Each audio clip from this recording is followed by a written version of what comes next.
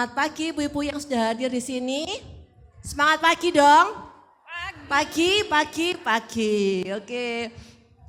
Kita hari ini, bulan ini kita mempelajari mengenai true relation ya ibu-ibu ya. Kalau kita minggu pertama kita sudah belajar bagaimana pentingnya relasi ya kan.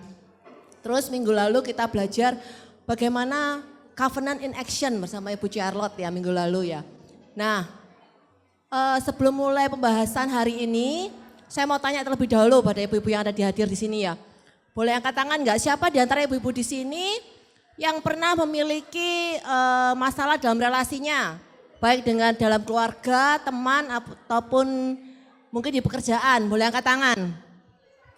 Pasti ada yang pernah ya mengalami masalah dalam relasi ya ibu-ibu ya. Kemudian juga mungkin di antara kita juga pernah mengalami bagaimana kok rasanya relasi itu sulit ya. Apalagi bertahan dalam suatu hubungan yang kayaknya sulit gitu. Nah, di sini hari ini kita belajar mengenai deeper covenant ya ibu-ibu ya. Bagaimana covenant itu harus menjadi sesuatu yang kuat supaya dia bisa bertahan dalam segala kondisi apapun. Nah, untuk itu saya akan panggil pembicara kita hari ini Kak Betuel Himawan. Boleh tepuk tangan buat Kak Betuel. Selamat pagi Kak Betuel. Gimana kabarnya Kak? Baik. Baik, oke. Sedikit ngantuk di depan ada merasa mendung begitu ya. Oke, boleh duduk Pak Betuel. Nah, ini kan kita mau bicara mengenai deeper covenant nih ya Kak ya. Oke. Apalagi di hari-hari ini kan kita sebenarnya sudah sering ya, sudah lama mendengar kata-kata covenant. Ya. Nah, kalau hari-hari ini kan lebih banyak orang itu menjalankan hubungan tuh seperti suatu hal yang transaksional. Kalau kondisinya nyaman, enak, yo ayo lanjut gitu kan. Oke. Tetapi untuk covenant ini sebenarnya kan satu hal yang lebih deeper lagi. Apa sih yang harus ada untuk supaya covenant ini bisa lebih dalam lagi Kak Betuel? Oke, ya setuju sekali Ineke bahwa relasi itu jadi isu yang paling besar dalam manusia ya, karena kita memang diciptakan sebagai makhluk relasi ya. Mungkin saya tidak akan menjawab dengan tips-tips atau trik-trik, tetapi sekali lagi suka membaca Alkitab dan di Alkitab menemukan ada satu pengajaran atau satu nasihat yang diberikan Rasul Paulus kepada jemaat di Korintus ya. Kita bisa buka di dalam 1 Korintus 13. 1 Korintus 13 ayatnya Kak. 1 Korintus 13 itu nanti boleh dibaca ya sama ibu-ibu semua di rumah. Ini satu perikop yang sangat menarik, judulnya tentang kasih gitu. Nah, kenapa ini penting? Karena mau tidak mau harus disadari bahwa semua masalah di dalam relasi itu sebenarnya adalah masalah kasih. Masalah covenant itu juga sebenarnya masalahnya ada di dalam kasih itu sendiri. Nanti kita bisa lihat lebih dalam untuk ini. Tetapi mungkin seringkali pada waktu kita bicara tentang kasih ini, saya langsung yang bicara background boleh? Boleh Ya? lanjut Kak. Ya lanjut ya, oke. Nah kalau bicara tentang pasal kasih atau 1 Korintus 13 ini, seringkali bayangan kita itu kasih ini dituliskan di dalam suasana pernikahan, betul ya. Kadang-kadang kan wah ini dipakai untuk lagu-lagu wedding gitu. Suasananya suasana romantis, bicara tentang cinta-cintaan begitu ya. Jadi kalau pasangan-pasangan yang baru mau menikah konseling sama saya dan istri, biasanya kepingin kata-kata kasih ini dituliskan di situ, di dekornya atau seperti itu ya gitu ya. Tetapi padahal ini menarik Ineke bahwa sebenarnya pasal tentang kasih ini ditulis oleh Paulus kepada jemaat yang sangat buruk dalam hal relationship. Jadi pada waktu itu kitab jemaat Korintus itu jemaat yang ribut satu dengan yang lain. Ya. Setidaknya ada 4 ciri yang terjadi atau 4 kejadian di jemaat Korintus yang terjadi pada waktu itu. Yang pertama orang Korintus itu sukanya favorit-favoritan, gitu ya. Jadi mereka itu sukanya begini, oh aku suka sama pendeta yang ini gitu.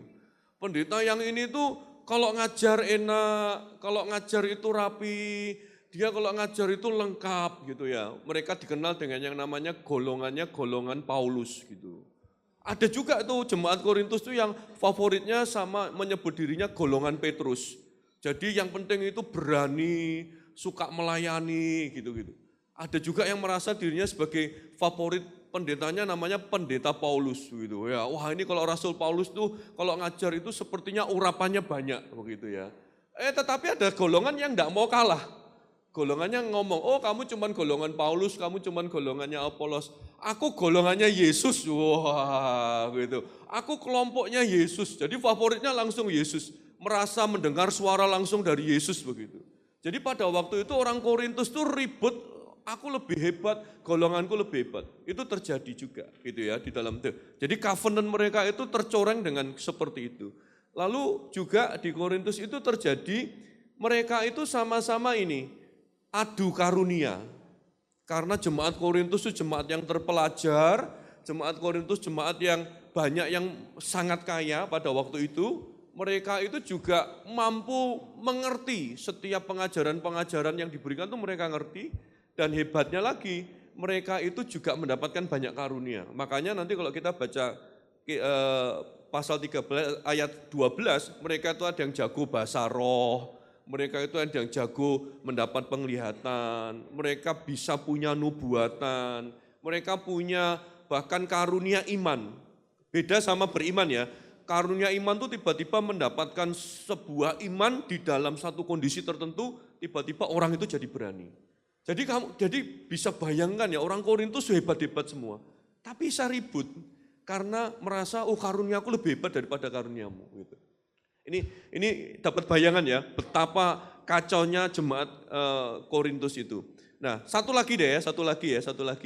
Kalau kita baca 1 Korintus pasal 6, kita mendapati Paulus itu menegur keras orang Korintus. Paulus ngomong begini, kamu ini keterlaluan, kalian ini keterlaluan, karunianya banyak, ya, diajar pengetahuan rohaninya banyak, pengetahuan teologinya, tetapi kamu gegeran satu dengan yang lain sampai masalahnya itu dibawa ke pengadilan umum.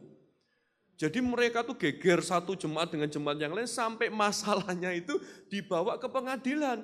Paulus katakan itu memalukan, katanya begitu. Harusnya kalian itu yang menjadi pembawa damai. Justru kamu bawa masalahmu itu kepada orang luar dan orang luar yang jadi mengadilinya. Itu nama Tuhan itu dipermalukan di situ. Nah kira-kira kenapa ya kok sampai jemaat itu tidak bisa selesaikan masalah secara internal? Ya masalahnya tadi, semua saling egois, semuanya saling merasa dirinya sendiri. Dan dari situ kesimpulannya sederhana, musuh besar dari covenant, musuh besar dari jemaat adalah tidak adanya kasih. Nah ini Gitu. di garis bawahi ya Kak ya, Ya. jadi tidak adanya kasih ya di sini. Ya. Jadi jemaat di Korintus ini walaupun mereka diberikan talenta ya atau ada banyak karunia, tapi ternyata bukannya mereka semakin kuat, semakin solid, tapi karena muncul egonya itu akhirnya malah semakin berantem satu sama Betul. lain gitu ya Kak ya. Ya. Jadi masalah yang harusnya diselesaikan internal juga malah diselesaikan di pengadilan umum yang Betul. seharusnya juga seperti itu. Ya. Jadi Paulus menegaskan bahwa akar Kan semuanya enggak itu masuk akal ya, jangan punya karunia hikmat, aku punya karunia hikmat, kamu punya karunia hikmat. Orang yang sama-sama berhikmat, tapi menyelesaikan masalah di antara kita enggak bisa. Harus minta pertolongan pengadilan orang luar. Berarti karena apa? Paulus katakan, ya karena kamu enggak punya kasih. nggak punya kasih. Karunia itu ternyata enggak menolong. Gitu. Ya. Adanya, terus mereka juga masing-masing punya ego, nggak ada kerendahan Betul hati, sekali. kesombongan ya itu Kak Ya. ya. Jadi kasih sebagai, di sini kan berarti Paulus menegaskan bahwa kasih itu sebagai pengikat utama. Benar Ya, sekali, betul dalam sekali. hubungan covenant.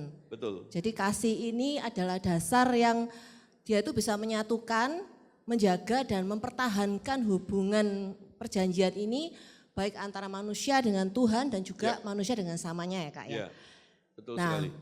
terus untuk membangun covenant ini Kak, tadi kan sudah dibilang ada kasih. Ya. Boleh nggak dijelaskan lebih lanjut kasih yang seperti apa nih Kak Nah, untuk membangun oke. covenantnya? Jadi ini tolong sudah jelas dulu tadi bahwa tulisan-tulisan Paulus tentang kasih ini bukan dalam suasana romantis, bukan suasana pernikahan seperti itu ya. Tetapi justru Paulus tuh ngajar bahwa kalau kamu tidak punya kasih yang akan dia ceritakan dari ayat keempat sampai ayat ketujuh, maka semua karunia itu bohong semua, omong kosong semua. Percuma malahnya Kak. Percuma. Ya, dia katakan di situ di ayat yang ke berapa itu, ayat 1 2 itu semua itu tidak berguna gitu. Nah, lalu Paulus sebutkan definisi kasih.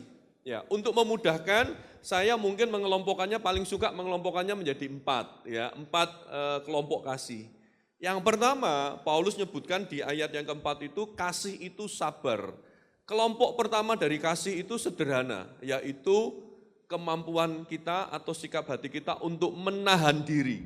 Jadi sabar nih menahan diri ya. Menahan diri. Jadi ini hal yang paling dasar yang Paulus katakan. Kalau kamu mau punya covenant, maka kamu harus punya kasih. Kalau kamu mau punya kasih, itu terwujud dari kemampuanmu untuk menahan diri.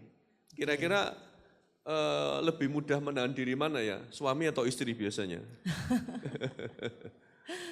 Bisa dijawab tuh, ibu-ibu ada yang mau jawab nggak? Lebih mudah menahan diri yang mana? Istrinya atau suaminya? Menahan dirinya lebih mudah mana antara orang tua sama anak-anak gitu ya.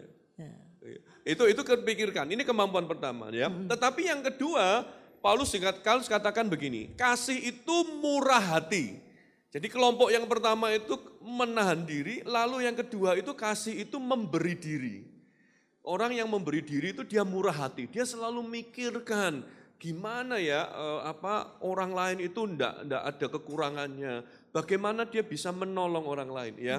Saya kasih contoh di sini, saya kenal sudah lama orang yang sangat murah hati, terlalu kelihatan kasihnya itu penuh dengan kemurahan, suka memberi diri. Itu sama-sama kami panggilnya sama-sama Ciin. Yang satu Ci Indahyani, yang ya, satu lagi Ci Indrawati. Birthday loh hari ini Kak.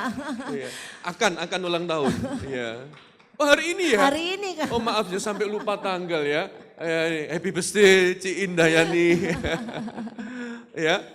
Karena dulu pada waktu saya masih belum menikah, saya banyak dekat dengan keluarganya Kak Ben sama Ci Indahyani. Istri saya dekat dengan keluarganya Pak Cipto dengan Ci Indrawati. Ya. Mereka berdua.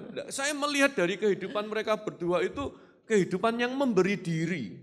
Mikirin gitu ya, mikirin selalu telepon. Kemarin saya lagi ada pergumulan yang saya harus selesaikan. Orang yang selalu telepon saya, tanya saya dua. Koben, saya panggilnya begitu, yang satu Kocipto gitu. Bet gimana? Koco, Bet gimana gitu. Ya kalau istri saya yang tanya ya Ciin sama Ciin berdua ini. Ya itu sudah jadi contoh. Jadi mau memberi diri ya. Makanya kalau saya ditanya, kalau saya lagi ketemu sama orang gitu harus hosting untuk hamba Tuhan, tanya gini, Kak Betuel maaf ya jangan ngerepotin Kak Betuel. Biasanya kita jawabnya apa kalau ada orang tanya gitu? Oh gak repot kok. Gak repot ya, bohong. Ya betul kok, lo padahal repot kok ya. Lo repot atau enggak? Aslinya. Repot enggak gitu kan? Ya pada waktu ini kan, Kak ini kita akan ngisi gini ya, enggak, jangan ngerepot no gitu, nanti cari waktu untuk ketemu. Loh, saya enggak akan ngomong enggak repot, pasti repot. Cuman dalam hidup ini sebagai anak Tuhan yang penuh kasih kita ini harus mau repot, amin? Amin. Loh kok enggak amin ya? Enggak ada yang amin nih Kak. Kalau amin semua khawatir Pak, Khawatir, nanti udah ya? lagi direpoti. Khawatir direpoti, waduh aku sudah repot. Tetapi itulah yang dikatakan Paulus, kasih itu murah hati, kasih itu sabar, bisa menahan diri, tapi pada satu sisi juga mau memberi diri, mau direpotkan, itu kasih. Gitu, ya. Jadi luar biasa sekali, ayo pikirkan apakah kita ini punya kemampuan sabar, menahan diri, untuk tidak marah, untuk tidak bereaksi. Enggak ngomel Kak. Enggak ngomel, tapi juga beranikah kita hidup ini direpotkan, mau memberi diri ya. Jadi kelompok pertama, kasih itu selalu bisa menahan diri. Menahan diri. Menahan diri. Okay. Yang kedua, bisa apa tadi? Memberi diri. Okay. Yang ketiga ini Paulus tuliskan beberapa jenisnya. Tetapi ini bicara tentang kelompok kasih, tentang mematikan diri. Ya, menahan diri, memberi diri, tapi juga bisa mematikan diri. Ya. Kasih itu harus bisa mematikan diri. Kalau pakai bahasanya Tuhan Yesus, menyangkal diri. Menyangkal diri. Apa yang harus dimatikan? Di situ dikatakan kasih itu tidak cemburu. Berarti rasa cemburu dalam hal ini artinya itu adalah iri. Ya. Harus bisa dimatikan. Oke. Yang kedua di situ memegahkan diri. Memegahkan diri itu artinya membual. Wah, aku nih yang bisa, aku nih yang hebat. Dan kemudian jatuhnya sombong. Nah, itu harus dimatikan. Terus tidak sopan. tidak sopan itu katanya mungkin juga bisa berarti tentang kasar. Ya, di dalam kasih, kasarnya kita gitu ya, ngomongnya nyeletih, apa tuh bahasa Jawanya apa itu? Nyelekit ya. Nyelekit itu bahasa Jawa atau bahasa Indonesia ya? Bahasa Perancis. Bahasa Perancis. Ya, nyelekit itu karena kita jengkel terus lalu kita keluar nyelekit, itu harus dimatikan kata Paulus, ya. Lalu apalagi itu? Mengambil keuntungan sendiri, ayat 5 itu ya, mencari keuntungan, egois, lalu pemarah, itu harus dimatikan, tidak menyimpan kesalahan orang lain. Nah, ini menarik ini, tidak menyimpan kesalahan orang lain, ya. Dendam. Nah, itu hal-hal yang harus dimatikan. Kasih itu adalah kemampuan kita, kasih itu juga keinginan kita, kemauan kita untuk mematikan hal-hal itu. Termasuk, ini menarik, ayat 6 dikatakan, ia tidak bersuka cita karena ketidakadilan. Artinya, kalau kita lihat orang yang kita jengkel, lalu tiba-tiba dia kena masalah, walaupun kita tahu itu masalahnya karena ketidakadilan, karena dia disakitin orang yang lain gitu, kita seneng. Wah, kapok, Tepuk tangan ya, tepuk akhirnya tangan. pembalasan dari Tuhan gitu ya kan. Ini pembalasan dari Tuhan. Syukur kon gitu ya, gitu ya. Gitu. Itu yang Paulus katakan, itu enggak boleh. Kamu enggak bisa menjalani covenant itu dengan seperti itu. Harus dimatikan gitu. Nah, ini saya hostnya sekarang ya. Saya mau tanya boleh ya? Berarti ketidakadilan ini Kak. Ya. Ini mau curhat sedikit ya, ini ya. Ya. Dalam pengalaman penggembalaan saya dan istri, saya Ya. mendapati gini, ada itu ya, kadang-kadang ada khususnya ibu-ibu ya, datang itu cerita, lalu kalau cerita tentang masalah dengan misalnya dengan seseorang gitu ya, Ya. bisa suaminya atau orang lain. Lalu dia cerita itu, waduh dia tuh jahatnya sama aku, dia itu apa yang dilakukan tuh enggak benar sama aku. Ya. Terus kami tanya, lalu kamu apa yang kamu inginkan terjadi gitu.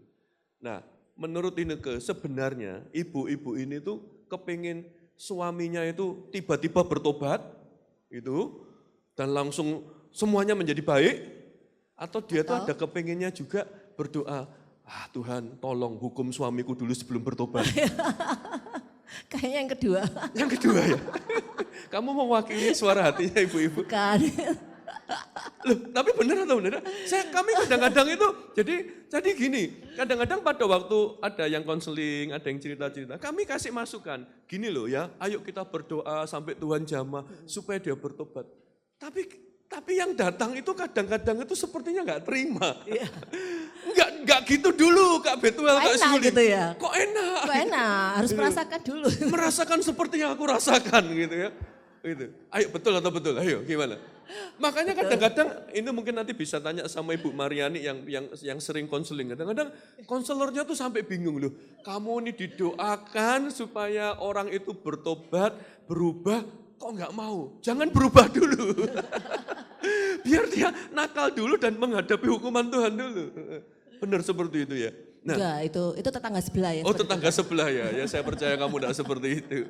Tetapi Paulus katakan di sini ayat 6 itu, kalau kamu mengasihi, seharusnya kamu tidak bersuka cita atas ketidakadilan. Walaupun orang itu sepertinya jahat sama kamu. Kalau dia menghadapi ketidakadilan, kamu tetap harus membela, kamu harus tetap berdoa untuk orang itu. Wah, ini yang hebat, inilah kasih yang seperti itu yang tidak ada di Jemaat Korintus. Jemaat Korintus tadi saingan-saingan, kalau ada satu golongan yang lebih lemah, itu istilahnya kalau gereja gitu ya. Kalau gerejanya itu sepi, dia malah senang. Oh syukur kamu, karena kamu melawan kami, begitu. Itu terjadi. Kalau tidak ada yang kejadian yang buruk, dia bersuka cita. Jadi dari sini kita bisa lihat Paulus itu katakan, kalau kamu mau punya kasih yang sejati, kamu harus bisa mematikan diri. Matikan kesombonganmu, matikan keegoisanmu, matikan rasa ingin balas dendam. Matikan rasa kepingin orang yang sudah menyakiti kamu itu bisa mengalami yang sama dengan kamu. Matikan itu. Ini tidak gampang sepertinya. Jelas Kak, Tidak sulit, gampang, ya? sulit. Sulit ya. Sulit. Ada pengalaman pribadi? Pengalaman tetangga sebelah Kak. Pengalaman kamu sukanya tetangga sebelah terus. Jadi ini tiga kelompok kasih dulu yang pertama ya. Menahan diri itu adalah orang yang sabar. Lalu yang kedua, mampu memberi diri, murah hati, mau direpotin ya. Kalau istri tidak mau direpotin, kalau suami tidak mau direpotin, maka covenant dalam keluarga itu ya tidak bisa terjadi. Iya, sama-sama nggak mau direpotin terus. Tidak bisa. Nggak Ya. bisa. Oke. Ibu-ibu mau direpotin untuk anak-anaknya, anak-anak harus dilatih untuk mau direpotin juga. Ya, latih diri mereka. Ya. Baru yang ketiga, kasih itu adalah suatu kualitas untuk kita bisa mematikan diri kita. Termasuk ini tadi, kesombongan, kasar, cemburu, iri hati, dan bla bla bla ini. Ya. Nanti bisa dibaca. Oke. Berarti kan dari tadi ini kan ada yang sikap menahan diri tadi, terus memberi diri, Yes. kemudian mematikan diri. Ya. Ini kan lebih pada transformasi internal ya, Betul, intinya kayak. ya. Gimana bahwa Tuhan itu ingin kita nih dalam diri kita ini betul-betul kayak seperti dibersihkan lah ya Kak Ya, ya.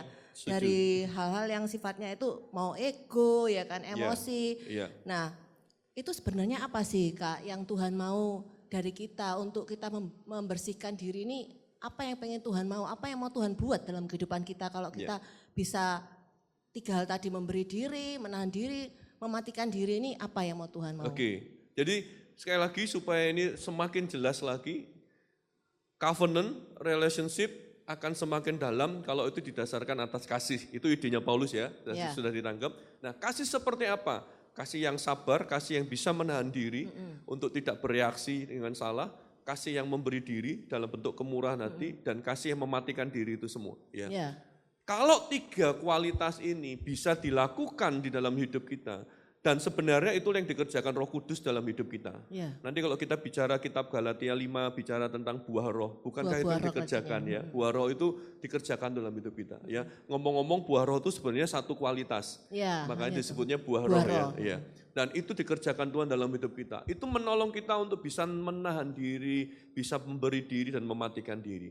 Tetapi kalau 3 kualitas ini ada dalam hidup kita, covenant itu jadi baik.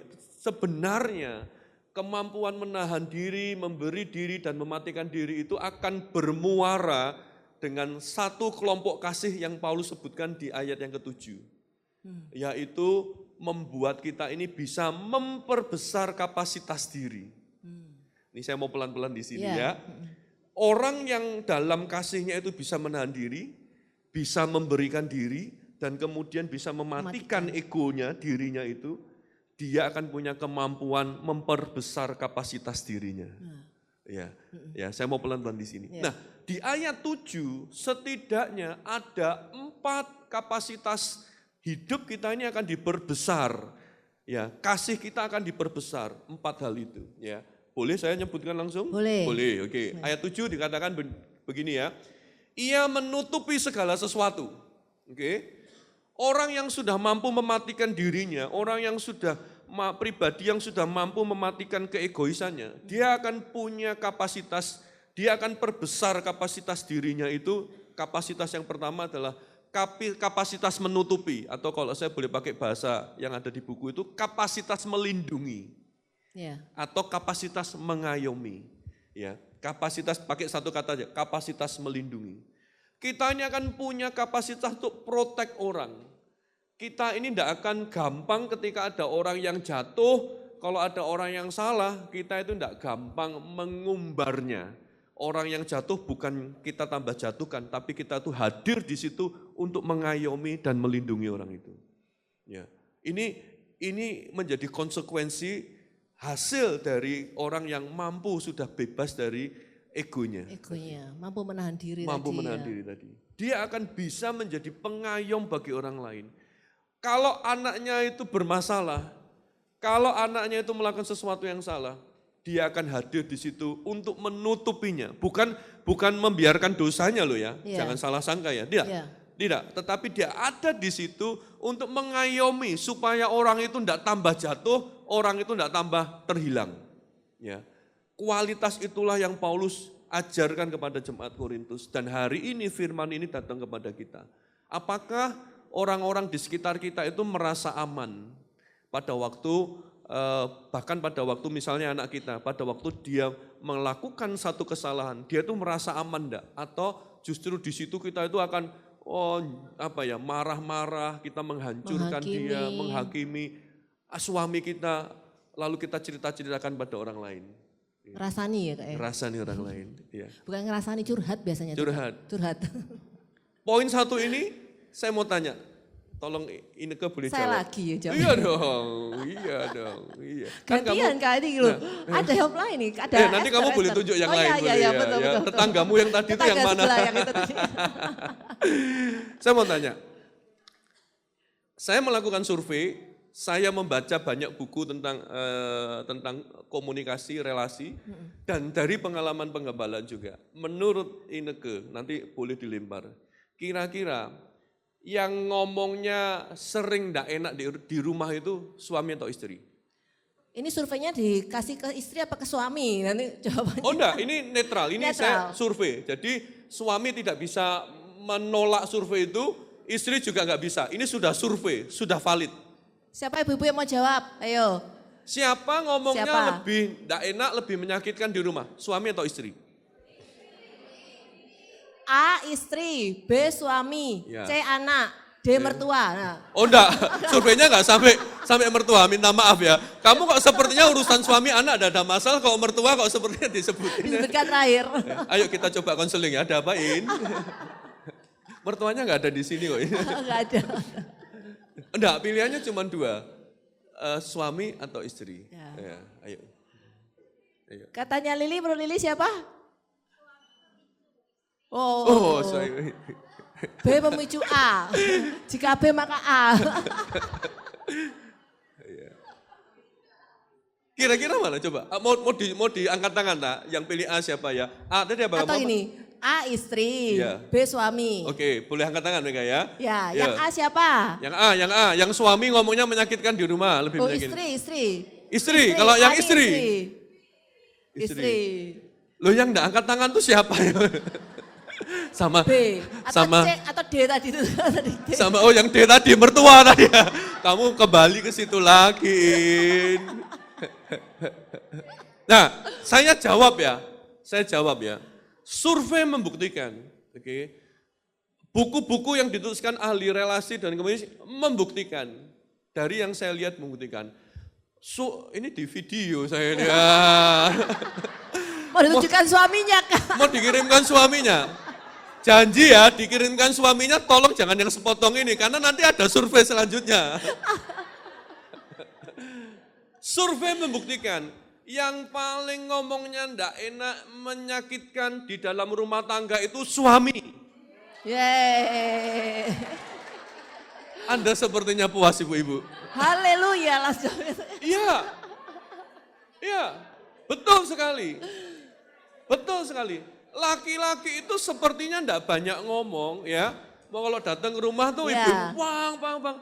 Tapi sekali laki-laki itu ngomongnya itu nyelekit pedes. Tadi ya. Tadi apa ada? Saya bahas apa nih?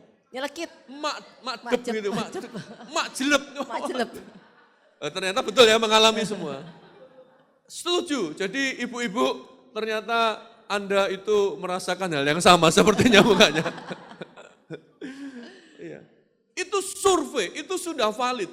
Saya sudah ketemu sama suami-suami dan saya katakan sama mereka, hati-hati dengan lisan kita, hati-hati dengan perkataan kita. Kita enggak sadar ya. Saya kadang-kadang sampai ngomong sama istri, kalau aku ngomong enggak enak sama anak-anak, ingatkan aku. Dan Syuling sudah tahu, dia datang, kamu tadi ngomongmu enggak enak itu sama itu. Datang, kamu harus selesaikan itu. Cerita, kasihan dia, mereka, iya benar gitu. Kadang-kadang saya cuma ngomong satu, sisanya diem, itu membuat teror buat anak-anak saya. Iya. Gitu. Membuat teror bagi istri saya. Iya. Saya akui itu, hari ini saya mewakili suami-suami, kami akan meneruskannya. Loh.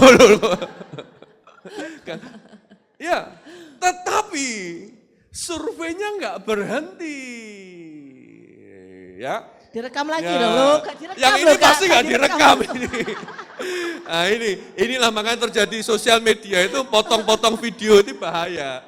Saya sudah terima nasib kalau saya harus jadi musuhnya suami-suami Anda. Itu. Survei itu menunjukkan yang jadi masalah di dalam komunikasi antara suami dan istri itu adalah tadi pertama suami yang ngomong nyelekit, ngomong nggak enak, ngomong pedes bagi istrinya di rumah. Iya. Tetapi ketika komunikasi suami istri itu terjadi di luar, kumpul sama teman-teman, lagi main padel bersama, gitu, atau lagi main tenis bersama, atau apalah, lagi kumpul makan barengan, pertemanan suami istri itu, yang terjadi adalah istri itu ngomong pedes, ngomong tidak enak tentang suaminya di depan teman-teman. Wah itu. Apakah Pelanggaran ini, kelas berat itu ya iya, kayak. apakah ini cukup menghakimi Anda? Ya, tapi itulah yang terjadi. Tanpa sadar, nggak tahu somehow, ibu-ibu tuh tiba-tiba. Tanpa sadar Kak, biasanya tanpa sadar ya. Memang sadar. survei itu berkata tanpa sadar. Jadi saya bisa memaklumi Anda. Ya, tanpa sadar tiba-tiba tuh ibu-ibu lagi ngomong tuh gak, ya ini bojoku ini, ya ini. Dia persis yang kamu omongkan itu. Dan suaminya mulai diam. Teruskan. Makanya satu kali Pak Cipto itu kan saya ngobrol sama Pak Cipto. Banyak ibu-ibu tuh yang ngomong, kapan Pak Betuel, kapan Kak Bet dibikin kelas untuk suami-suami. Ini loh istri itu sudah diajar ada ikut hati ibu, ada Bible ya. Gereja, ada women conference, minggu, ya. ada women conference, ikut kontak hari Jumat. Yang bapak-bapaknya nggak pernah diajari kelas. Pak Cipto dengan semua hikmatnya itu berkata, Bet, rasanya kalau kita itu kalau laki-laki kumpul nggak pernah ngomongin istri soalnya Bet ya. Ya jadi sebenarnya hampir kami tidak punya masalah dengan itu gitu loh. Masalahnya adalah ketika kami dibicarakan di depan umum tadi itu. Ya ini enggak, betul kan? Yang ini enggak di video, ini enggak di video, yang ini enggak di video. Tadi mana yang video-video? Saya ulangi lagi ya.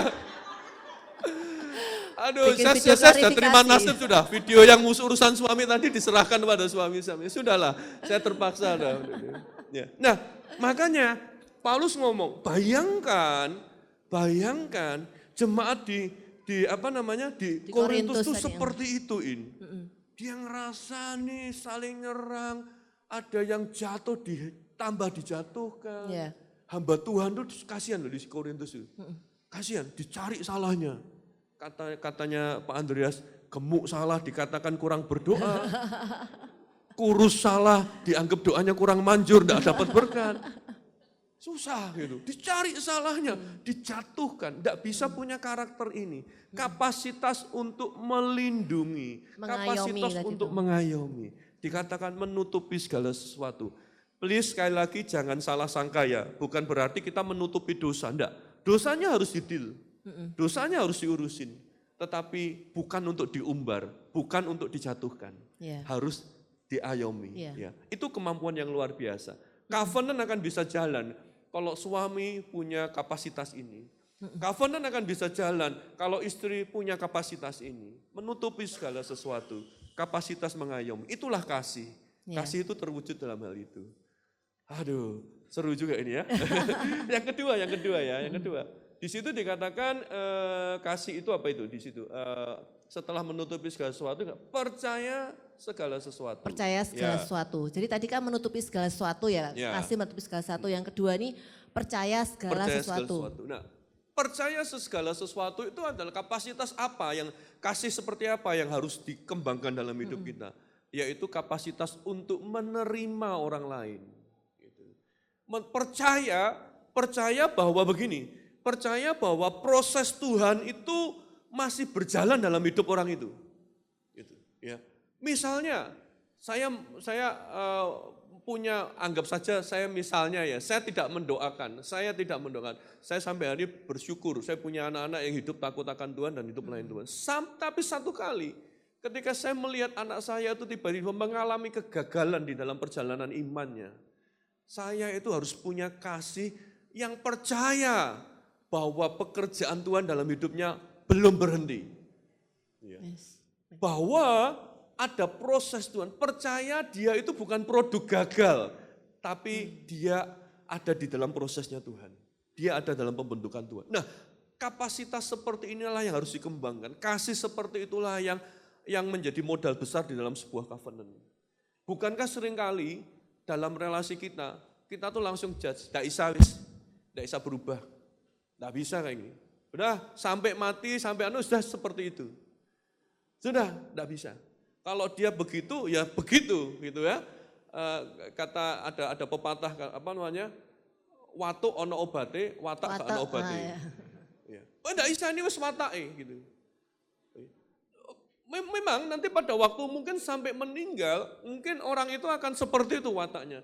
Tapi bisakah kita melihat Tuhan tetap bekerja membentuk orang itu dengan cara apapun juga?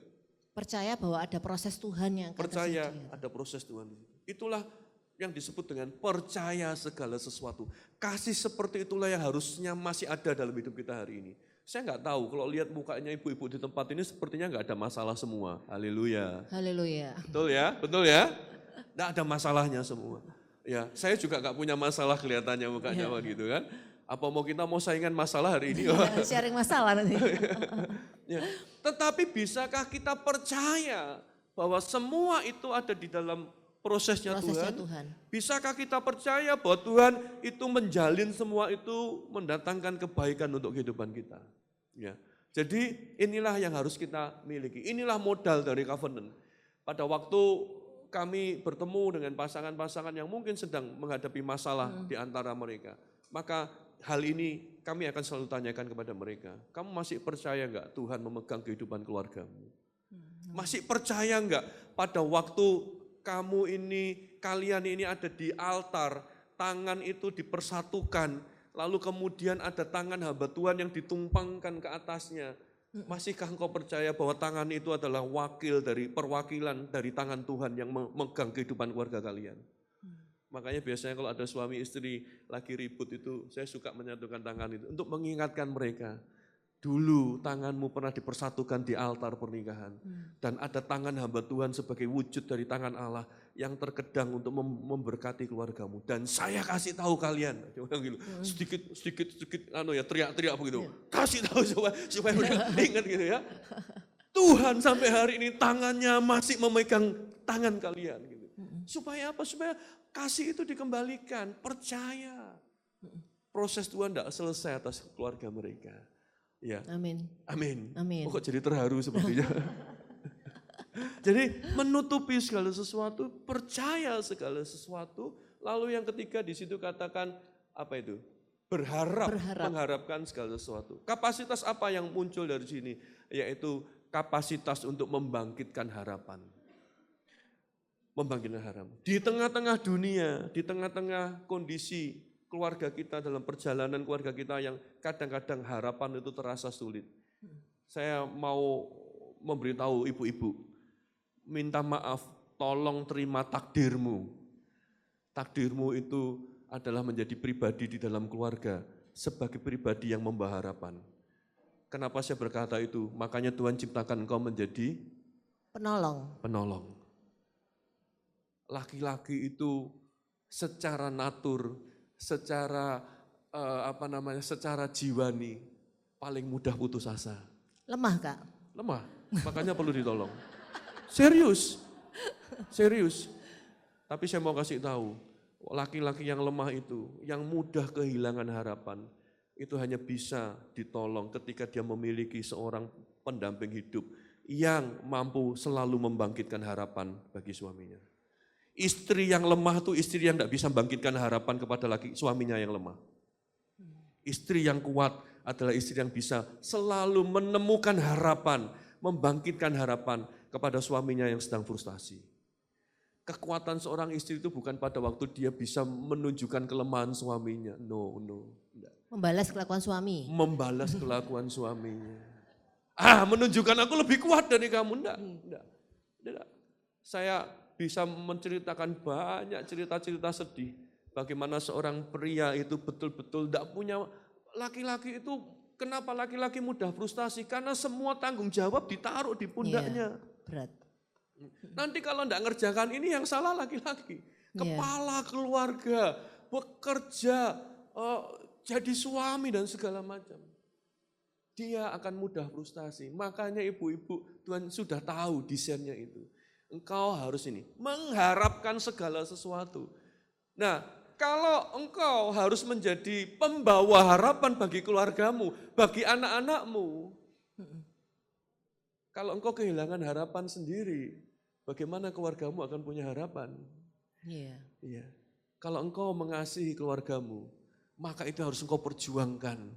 Apakah kau masih punya hope dalam hidup ini? Masihkah engkau mengharapkan semua itu? Mengharapkan Tuhan bekerja terus di dalam hidupmu?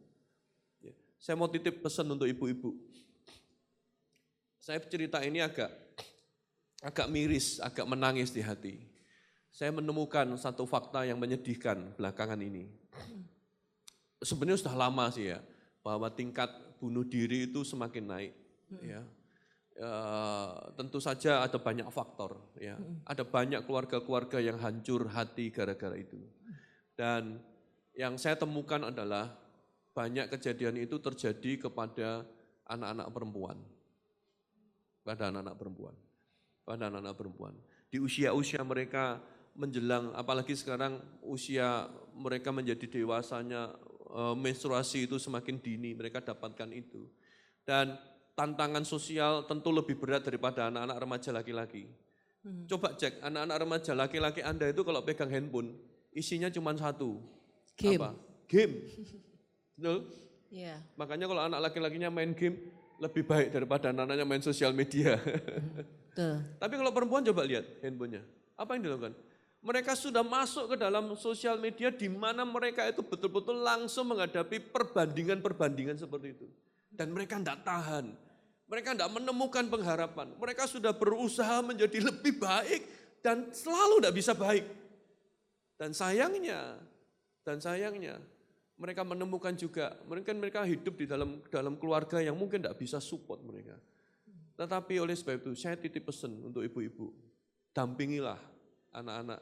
Mungkin itu bukan anak-anak perempuanmu, tapi juga, temukan juga anak-anak perempuan di dalam komunitas kita, di mana kita bisa hadir menolong mereka. Ya, jadi ikutlah hati ibu, ikutlah Bibleku.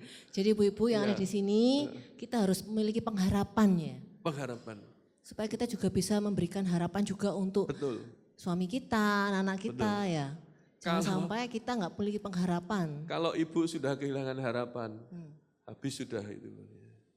Ya, jadi maaf ini terlalu berat untuk Anda.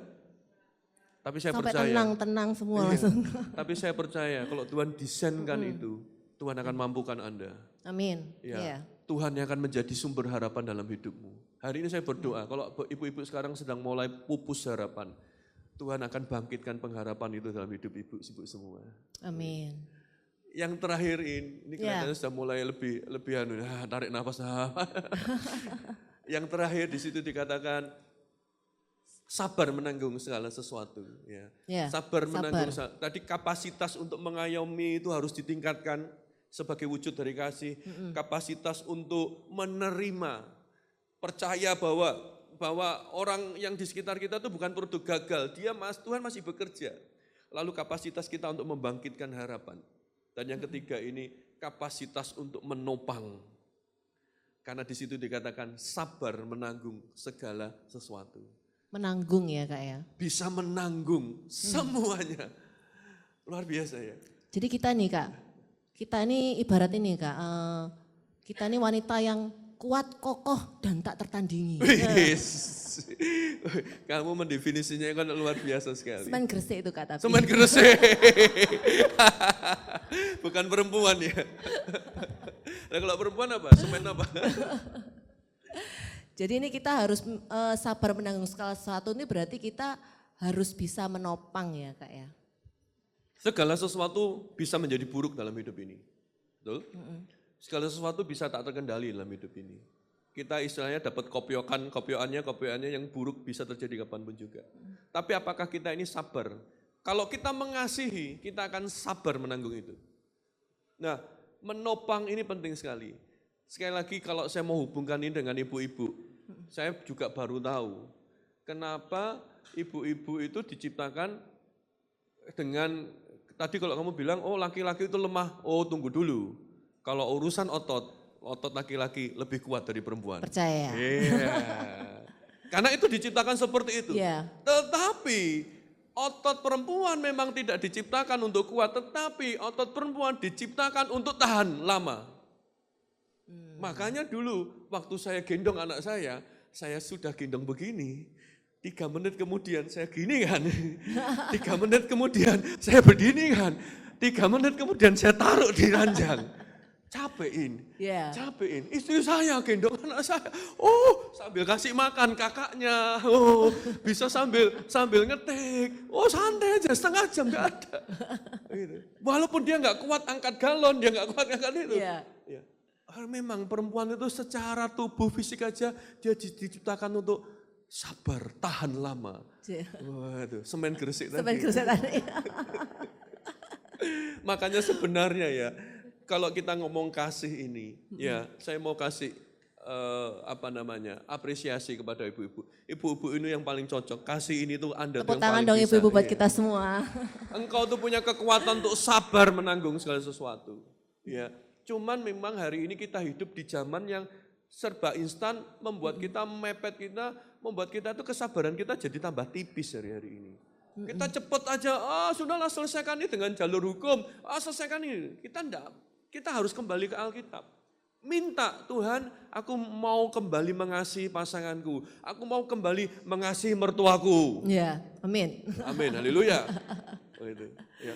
Itu kita harus kembali ke situ. Sabar menanggung segala sesuatu. Iya. Nah, itu 4 kapasitas. Jadi 4 golongan kasih. Kasih itu selalu menahan diri. Kasih itu selalu memberi diri. Kasih itu selalu mematikan diri.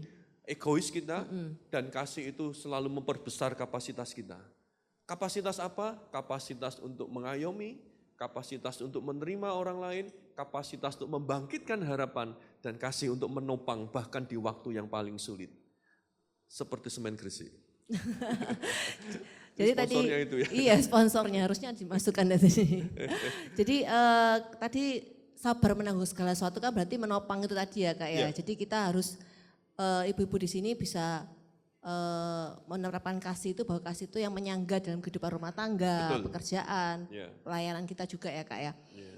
Mungkin di sini ada ibu-ibu yang mau bertanya kepada Kak Betuel, boleh berikan kesempatan.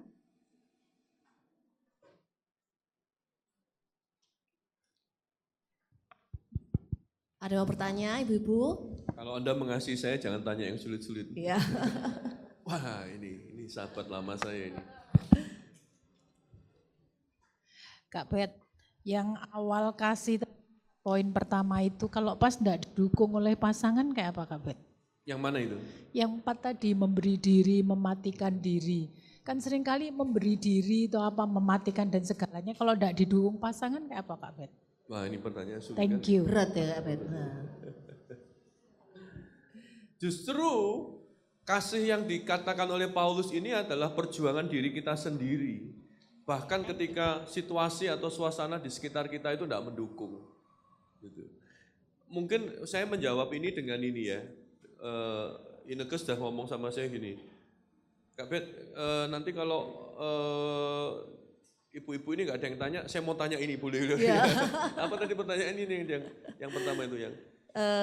Kalau saya waktu itu mau tanya sama Kak Bet gini, menurut Kak Bet dari tadi kasih, banyak kasih yang dimaksudkan dari 1 Korintus tadi, bagian mana yang paling Tuhan proses dalam kehidupan Kak Betuel? Ya, saya mau cerita itu, saya mau jawab sekalian pertanyaan itu.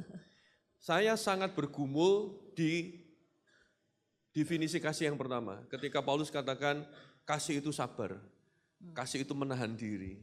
Ya, karena di kata sabar itu, kesabaran yang Paulus katakan di sepanjang semua tulisan pastoralnya, dia nuliskan surat banyak di situ. Itu beda dengan kesabarannya yang sekarang mungkin kita tahu ada lagi rame stoik gitu ya. Jadi anak-anak muda itu sekarang mau belajar stoik. Jadi sabar, enggak terganggu, diejek orang itu enggak mudah marah, enggak mudah terpancing. Itu kesabaran humanis. Which is menurut saya dibutuhkan seorang yang sangat sempurna untuk memiliki itu. Kalau yang seperti tadi Bu Vivi katakan, kalau orang yang paling dekat sama kita aja nggak dukung kita, gimana kita bisa sabar? Nah Paulus nggak ngomong seperti itu. Paulus cerita tentang kesabaran di ayat yang keempat, kasih itu sabar. Dan tadi di ayat yang ke-7, itu sabar menanggung segala sesuatu. Paulus menceritakan 2 jenis kesabaran. Yang pertama itu kata sabar itu bicara tentang menghadapi orang yang sulit. Kasih itu sabar itu artinya kamu menghadapi orang yang sulit. Dan dalam konteks Korintus itu konteksnya orang dekat. Gitu. Orang dekat. Banyak kan yang sulit ini orang dekat ya Kak Bet? Iya, orang jauh rasanya nggak menyulitkan Nggak kita menyulitkan. ya. Yang dekat tuh yang Paling lebih menyulitkan, PR. Iya. Yang kemudian di ayat yang ke-7, orang yang sulit itu akhirnya menciptakan situasi yang sulit. Menciptakan penderitaan yang lama sampai kita ini jadi sulit. Menghadapi orang sulit, menghadapi situasi sulit. Lengkap sudah penderitaan kita. Makanya di dalam bahasa Inggris yang lama, dikatakan kasih itu yang sabar. Kalau sekarang itu kan be patient lah, be patient gitu. Kata patient itu mudah sekali, tapi dalam King James itu pakai bagus. Long suffering gitu. Oh, iya. Sabar itu long suffering. Penderitaan jangka panjang. Dua kata, iya. Long suffering. Siapa yang mau menderita? Tidak ada. Tidak ada. Siapa yang mau menderitanya lama? Nah, Lebih tambah nggak nggak ada lagi. Tapi Paulus katakan di situ kasih itu long suffering. Ketahanan untuk menderita dalam jangka yang panjang yang disebabkan oleh orang-orang yang sulit di dekat kita. Nah, di situ baru teruji. Engkau sungguh-sungguh punya kasih atau enggak? Tadi yang Bu Vivi katakan, ini koncol lawas. Saya 99 saya sudah berkenal sama Ibu Vivi waktu saya tinggal di Samarinda. Ya, wah, saya tahu betul Ibu Vivi ini orang yang paling penuh kasih gitu ya. Dia itu orang yang paling punya hati sama orang. Oh, ayolah diterimalah gitu. Cano, ayo dibaleni lagi, diayomi lagi. Ini Ibu Vivi, ini contoh kasih yang ada. Dan tentu dia punya pengalaman banyak untuk itu. Nah, saya kembali ke tadi.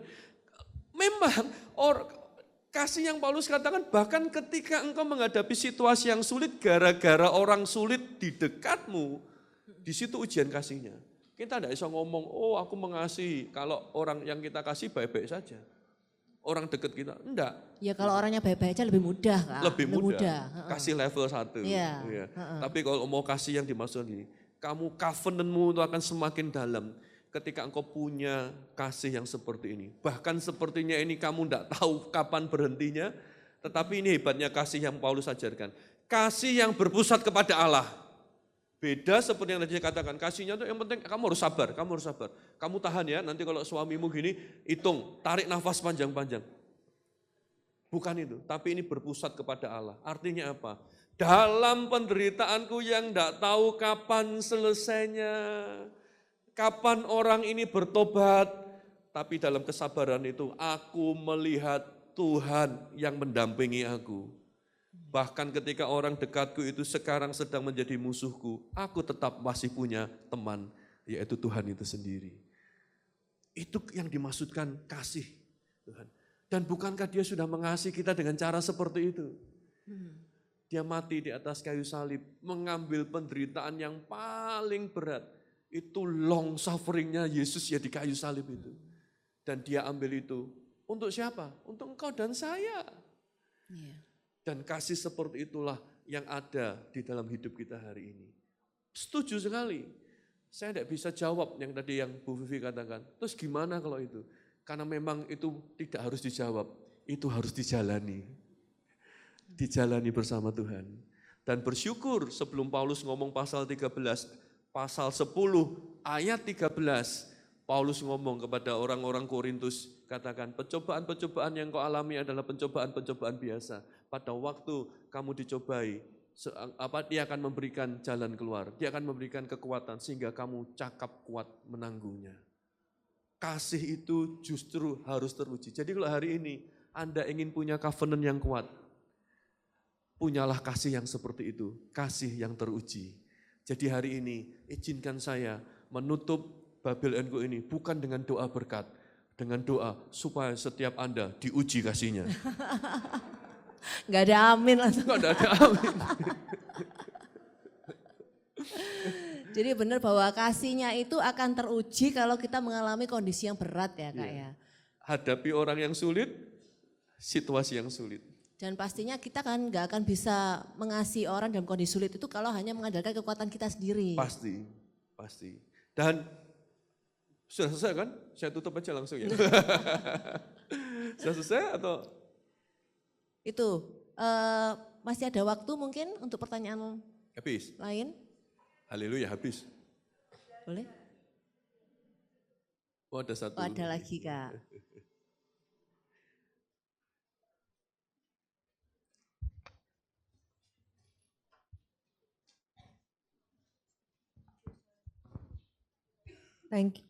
Thank you Kak Betwell.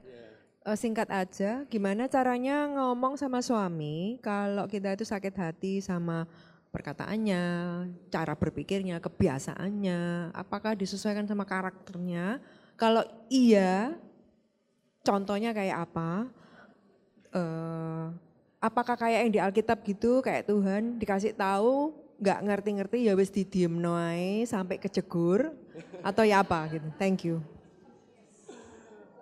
Itu sebenarnya kemarin saya ini ya Kak ya, pernah saya list pertanyaannya ke Kak Batuel, bagaimana membangun kasih di keluarga yang sudah terlanjur terluka. Iya. Ya. Ya, sebenarnya yang harusnya menjawab itu adalah istri saya harusnya. Saya tidak bisa menjawab, ya karena biarlah itu yang menjawab pembicara minggu depan.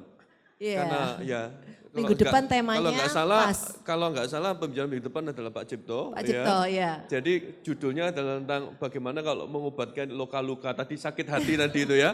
Jadi Memulihkan covenant. biarlah ya, itu menjadi memulihkan PR-nya Pak covenant. Cipto. Saya bebas hari ini, haleluya. tapi kalau boleh sharing sedikit, mungkin kembalinya ke kasih ini ya. Memang kami kalau dalam pernikahan kami punya mentor itu baik sih. Jadi punya mentor itu baik. Jadi kadang-kadang kalau sudah sakit hati itu memang akan susah ya untuk kita ngomong dengan baik satu dengan yang lain gitu ya. Kadang-kadang kita ini perlu penengah. Tetapi juga yang paling mudah itu adalah gini. Saya ingat kisahnya Nabi Nathan dengan Daud ya. Dia adalah seorang yang mungkin tidak punya kesempatan untuk bisa menegur Daud.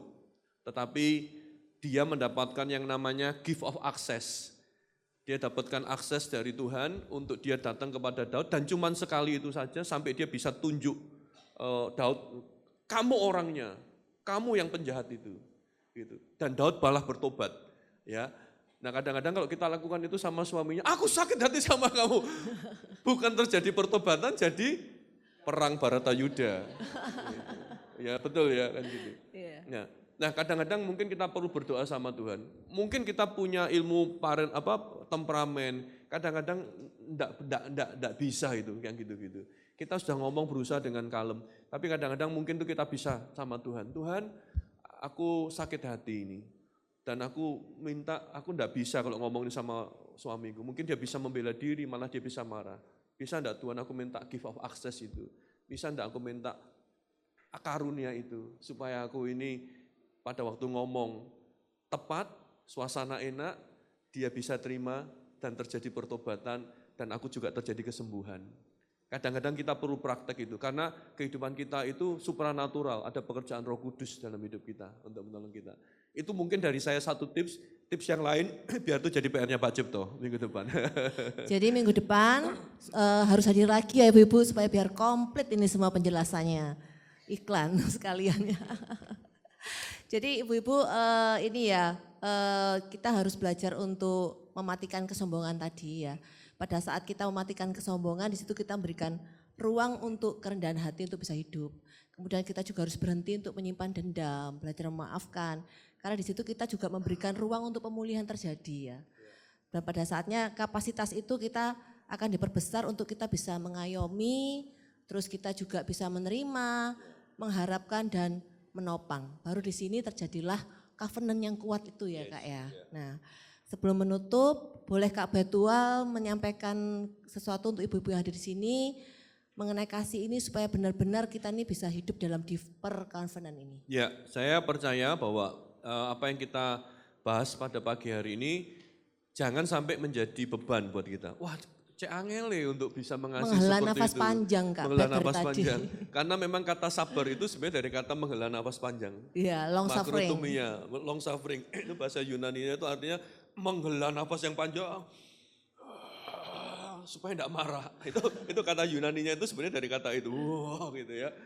Tapi percayalah, sekali lagi, semua pengajaran Paulus ini berpusat kepada Allah. Dan kalau kita mau ganti kata kasih itu dengan kata Yesus, itulah pribadi Yesus yang kita temukan.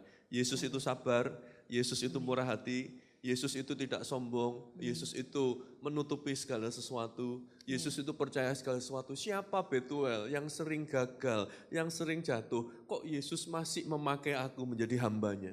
Itu Yesus yang kita punya.